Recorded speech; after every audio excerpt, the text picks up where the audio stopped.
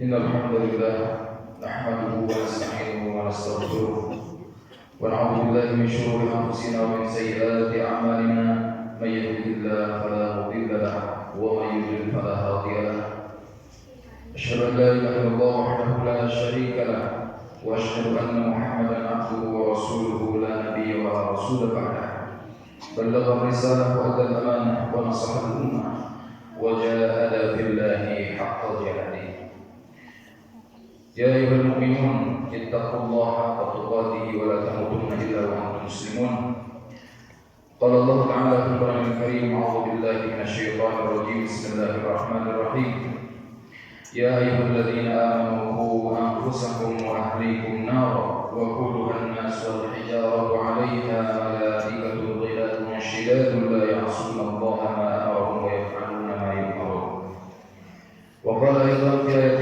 أخرى يا أيها الذين آمنوا اتقوا الله وقولوا قولا سديدا يصلح لكم أعمالكم ويغفر لكم ذنوبكم ومن يطع الله ورسوله فقد فاز فوزا عظيما صدق الله العظيم.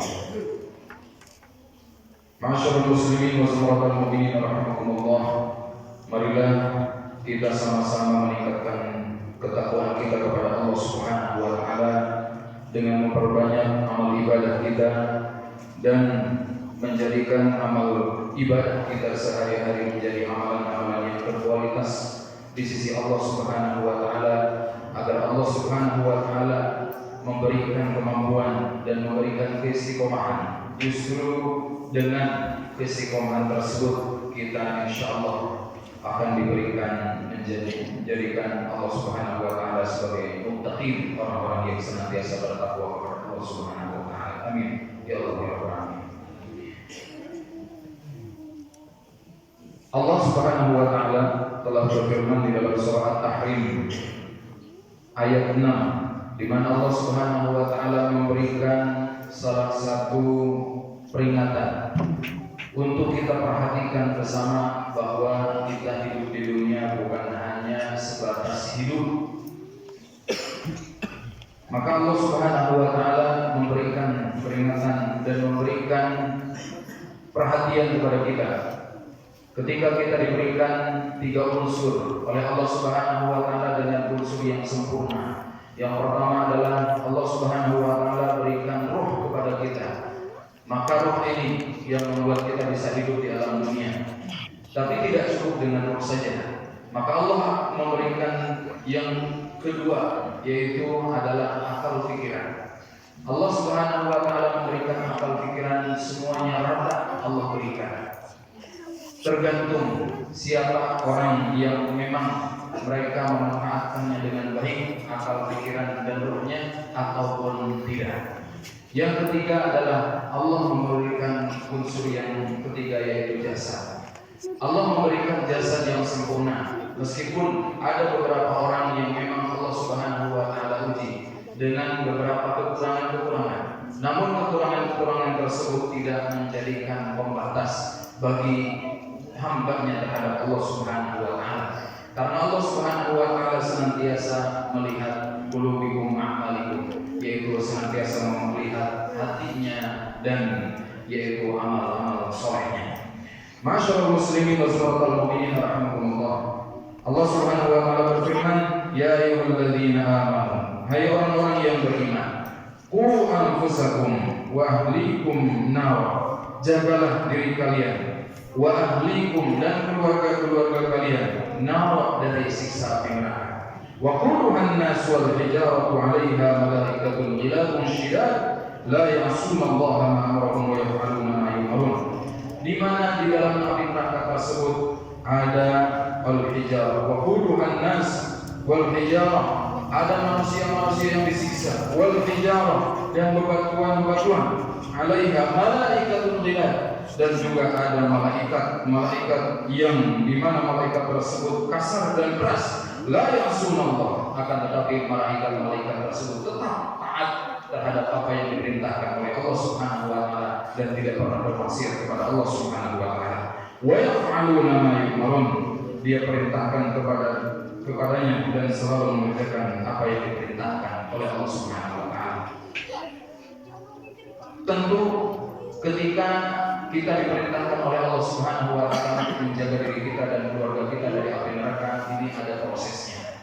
Seringkali kita mendengar dan mencari bagaimana seorang anak memenuhi hak dan kewajibannya terhadap orang tua, tapi jarang yang mencari ketika hak dan kewajiban seorang orang tua atau orang tua terhadap anaknya.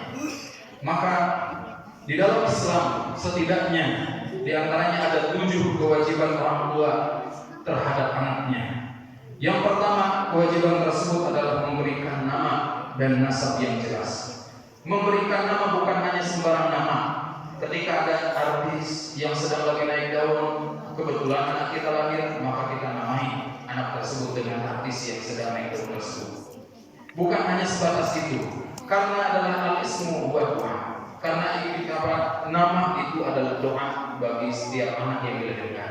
Jangan sampai ketika anak-anak yang dilahirkan dari setiap rahim ibu kita, dari setiap rahim istri kita, ternyata diberikan nama-nama yang tidak jelas artinya, tidak jelas maknanya, tidak jelas asal usulnya, yang pada akhirnya tidak tahu kemana arah anak tersebut. Maka nama itu perlu dan penting sekali untuk diberikan terhadap anak-anak kita, agar anak-anak kita sesuai dengan apa yang dibutuhkan dan apa yang kita cita-citakan, yaitu anak-anak yang soleh. Yang selanjutnya adalah nasab yang jelas. Jangan sampai ketika seseorang melanggar perintah Allah, melanggar peraturan Allah, yaitu dengan berzina, ini justru akan menghilangkan nasab anak yang dikeluarkan atau yang dilahirkan dari hasil perzinahan tersebut. Na'udzubillah wa na'udzubillah. Selanjutnya, kewajiban yang kedua adalah memberikan ASI. Ini adalah sebuah kewajiban bagi setiap ibu. Ketika ibunya tidak bisa memberikan ASI, pada Allah ada kekurangan atau ujian dan lain sebagainya, maka bagaimana dia memberikan atau orang tua tersebut memberikan hak dan kewajiban terhadap anaknya, yaitu memberikan ASI seperti apa? Yang selanjutnya adalah memberikan nafkah. Nafkah di sini bukan hanya sebatas memberikan uang saja, bukan hanya sebatas memberikan makanan saja, bukan hanya sebatas memberikan pakaian saja, tapi apa yang dibutuhkan oleh anak tersebut, bukan apa yang diinginkan oleh anak tersebut. Kadang seringkali ketika kita mempunyai rezeki banyak, maka apapun yang diperlukan dan apapun yang diinginkan oleh anak, maka kita berikan. Itu adalah pendidikan yang salah. Dikarenakan apa? Sesuatu yang diinginkan oleh anak, lantas kita kabulkan seluruhnya, maka ini akan menjadi bumerang bagi orang tuanya di kemudian hari ketika anak tersebut sudah dewasa. Semakin manja anak, maka akan semakin terus-menerus merengek kepada orang tuanya, dan ini akan membuat malu orang tuanya. Yang selanjutnya adalah yang keempat, memberikan pendidikan. Kalaulah ternyata kita masih bisa dan mampu dan diberikan kemampuan oleh Allah Subhanahu wa taala, mempunyai ilmu yang cukup, ilmu agama yang cukup, lantas kita bisa mendidik anak kita di rumah, maka silakan didiklah anak kita sesuai dengan apa yang Allah Subhanahu wa taala dan Rasulnya tuntunkan kepada kita. Jangan sampai ketika tidak ada kemampuan bagi diri kita untuk mendidik anak kita di rumah, lantas anak kita dan keturunan kita dibiarkan begitu saja. Tidak disekolahkan, tidak disekolah agamakan, tidak disekolah majelis taklimkan, tidak dididik dengan agama-agama yang jelas, maka ketika seorang anak justru orientasinya duniawi, terus diberikan kepintaran-kepintaran dalam segi ilmu-ilmu yang umum, tapi tidak diberikan kecerdasan-kecerdasan dalam segi ilmu agama, maka ini akan menjadi suatu bom atau suatu bumerang bagi orang tuanya.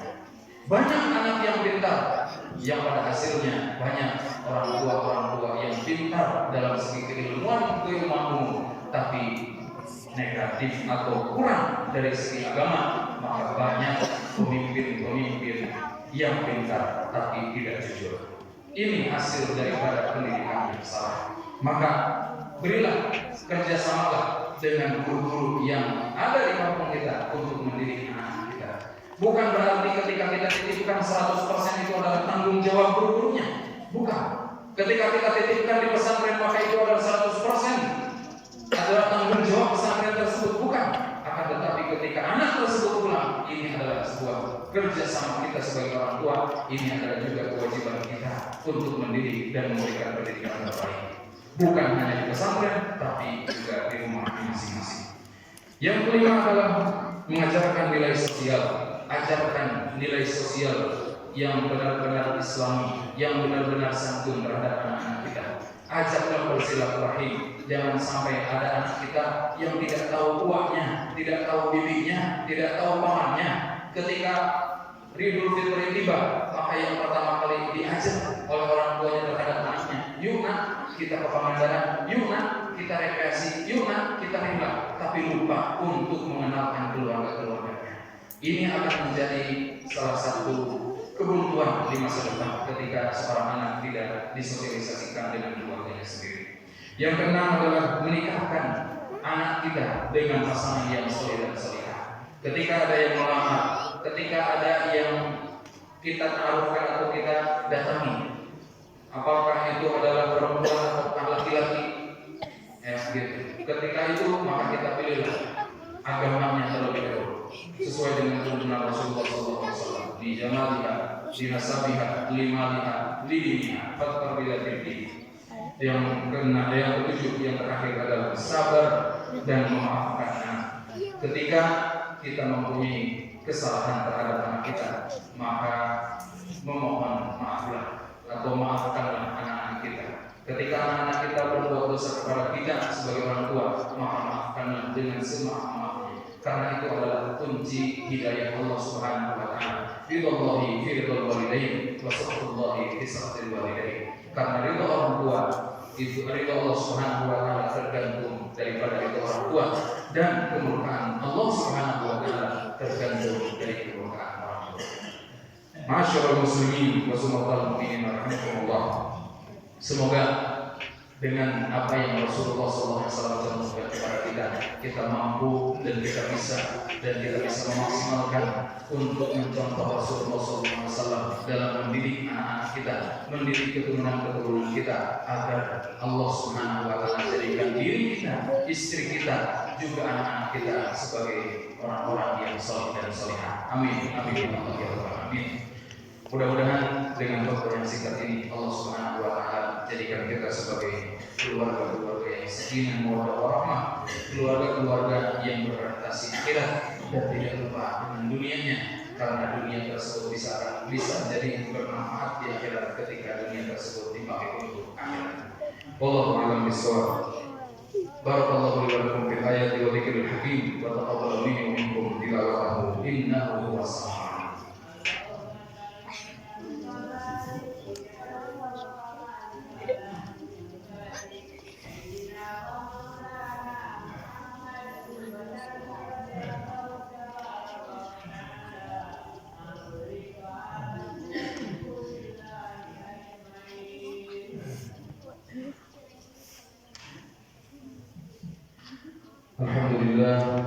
Alhamdulillah wassalatu wassalamu ala Rasulillah Sayyidil Mustafa Muhammadin Nabiillah wa ala alihi wa sahbihi wa man ihtada.